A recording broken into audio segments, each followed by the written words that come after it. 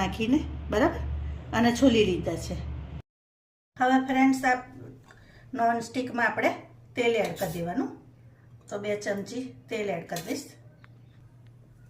હવે થાય તો આ બટાકા બધા એમાં મેં ફોકથી હોલ કરી લીધા છે, તો તમારે એ કરી દેવાનું.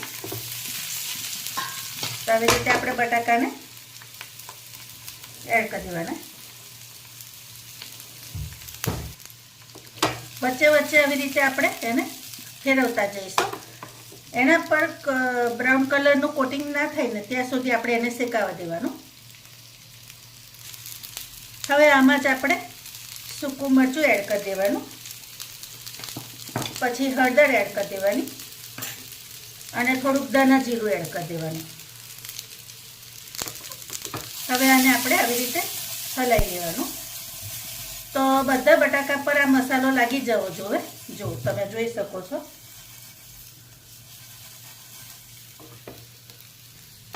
હવે આને થોડુંક ફેરવતા રહેવાનું. તો જો ફ્રેન્ડ્સ આપણા બટાકા શેકાઈ ગયા છે. આવી રીતે શેકાઈ જાય ત્યાં સુધી રહેવા દેવાના, બરાબર. હવે એને હું ડીશમાં કાઢી લઈશ. હવે આમાં તેલ ફરી એડ કરી દેવાનું. હવે આપણે ગ્રેવી માટે ડુંગળી અને ટમેટાને થોડાક ફ્રાય કરી લઈશું.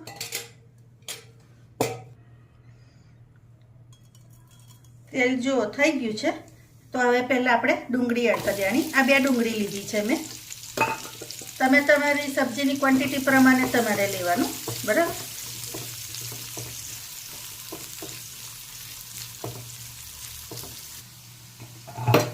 હવે આને વચ્ચે વચ્ચે આપણે હલાવતા રહેવાનું.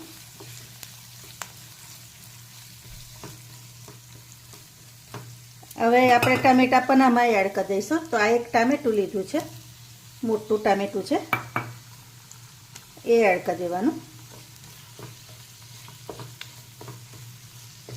તમે ટામેટાની ક્વોન્ટિટી વધારી શકો તમારે વધારે લેવા હોય ને તો. અને એની જોડે જ હું હવે કાજુ પણ એડ કરી દઈશ. હવે આ બધાને આપણે થોડીક વાર થવા દેવાનું.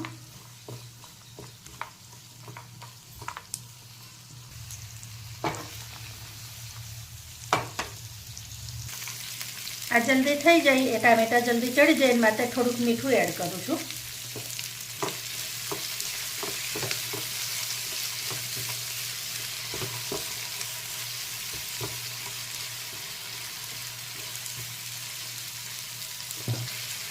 હવે આપણે આને બંધ કરી દઈશું. આટલું થાય ને એટલે હવે ઠંડુ થાય પછી એને પીસી લઈશું.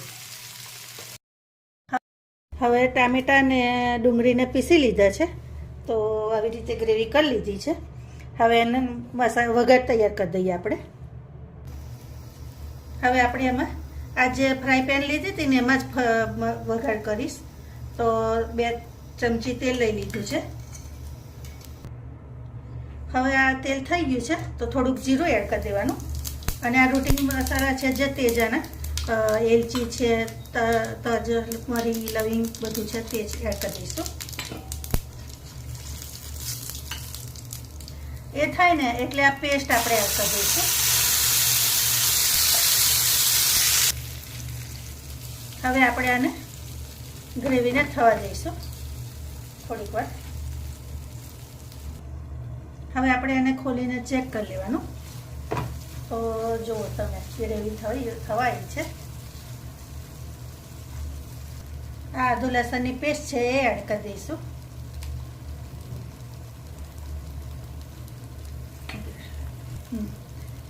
આ મરચું છે, તીખું મરચું, હળદર, ધાણાનો પાવડર અને આ ધાણાનો પાવડર છે, લીલા ધાણાનો પાવડર. લીલા ધાણાનો પાવડર તમારે જોવું હોય તો મારી ચેનલમાં છે જ, તમે જોઈ લેજો, બરાબર. તો તમારે મેં કસૂરી મેથી બનાવી હતી ને અને ધાણાનો પાવડર બનાવ્યો હતો. તો તમારે એની રેસીપી જોવી હોય ને તો હું ડિસ્ક્રિપ્શનમાં આપી દઈશ, તમે ત્યાંથી જોઈ લેજો. હવે આમાં થોડુંક હું પાણી એડ કરી દઈશ.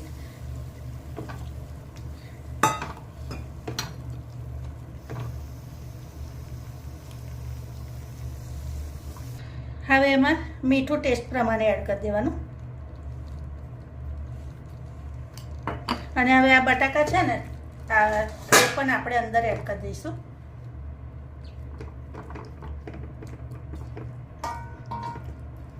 અને હવે થોડુંક હજી પાણી રેડી અને ગ્રેવી સાથે એને 15 મિનિટ જેવું રહેવા દઈશું.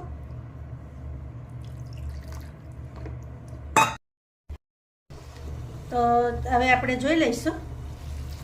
તો તમે જોઈ શકો છો પાણી તેલનું છૂટું પડી ગયું છે. હવે આની સ્ટેજ પર આપણે ધાણા ઉપરથી એડ કરી દઈશું. બરાબર.